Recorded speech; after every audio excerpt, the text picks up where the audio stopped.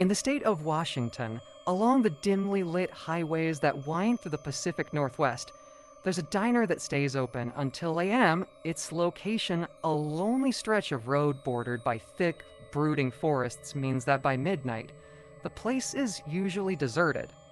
But the occasional traveler still drifts in, drawn by the smell of coffee and the glow of the neon sign in the misty air.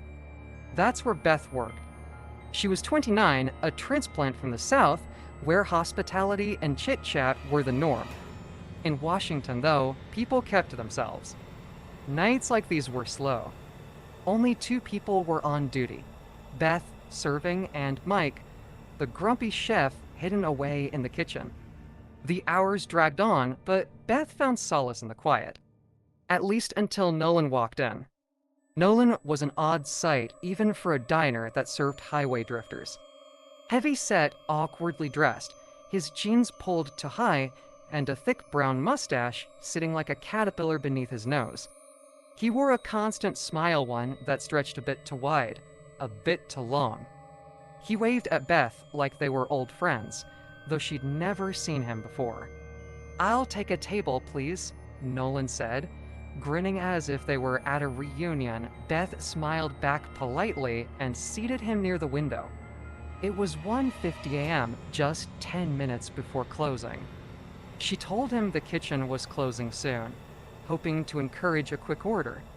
Nolan didn't seem to care. He leisurely asked for a coffee and French toast. Mike, irritated by the late order, groaned when Beth gave it to him.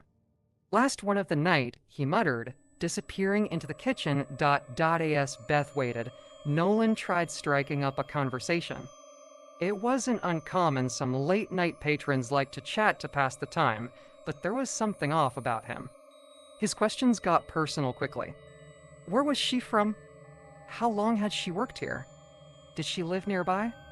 Beth answered vaguely, her waitress smile glued to her face, but the sinking feeling in her gut grew as the minutes ticked by.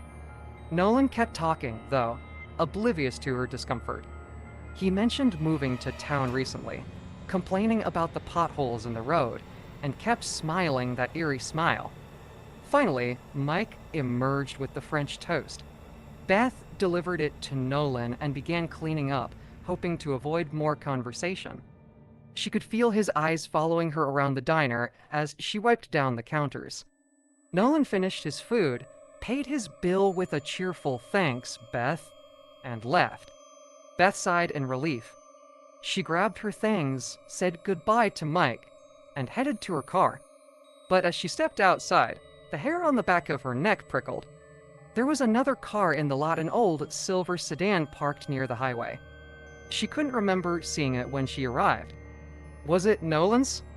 The windows were too dark to tell if anyone was inside. Shrugging off the unease, she got into her car and started the drive home. The road was slick with rain, and she drove slowly, trying to shake off the creepy encounter. But then, her car's dashboard dinged. The tire pressure was dropping fast. "Great," she muttered, pulling off to the side of the road. She stepped out to check, only to find her rear tire completely flat. Panic gripped her as headlights appeared in the distance. Drawing closer, the car slowed and stopped just behind hers. The beam of headlights illuminated the road as a familiar figure emerged Nolan. He waved, still wearing that unnatural grin. "Beth, what a coincidence." "Need help?" Her stomach turned. She knew this wasn't a coincidence. She quickly got back into her car and locked the doors, lowering the window just a crack. "No, thank you," she said, her voice trembling. "My boyfriend is on his way." Nolan's smile faltered just for a moment. "You sure? I'm real good with cars." Beth's hand slid to her phone. She dialed 911 under the dashboard, her heart hammering in her chest. "No, it's fine," she insisted, trying to stay calm. Nolan's eyes narrowed. He stepped back, then suddenly lunged at her window, smashing it with a wrench. Glass sprayed across the seat as Beth screamed. Clutching her phone to her chest, "I'm on the phone with the police." She yelled, her voice shrill with fear.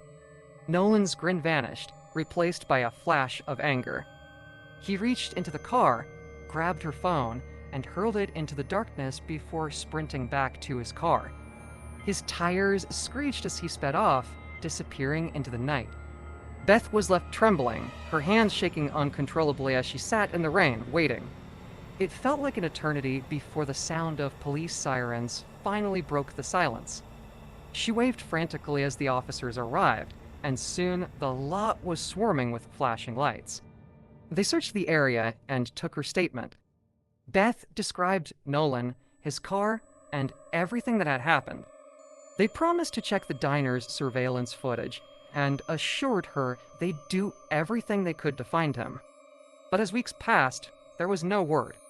No arrests. Nolan had vanished into the shadows. Beth never returned to that diner.